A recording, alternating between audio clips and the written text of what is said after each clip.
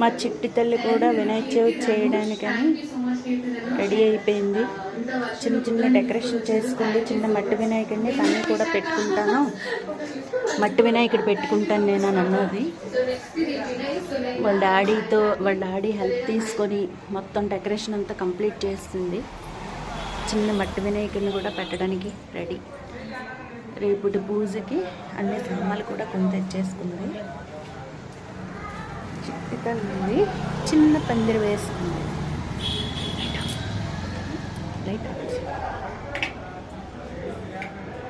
చిన్న పందిరి, చిట్టి తల్లి చిన్న పందిరి వేసింది.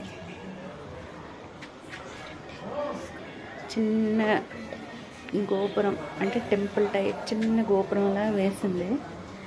క్యూట్గా అన్నీ సర్దేసుకుంది. రేపటి పూజకి సామాన్లు అన్నీ కూడా రెడీ. చిట్టి తల్లి పందిరి రెడీ.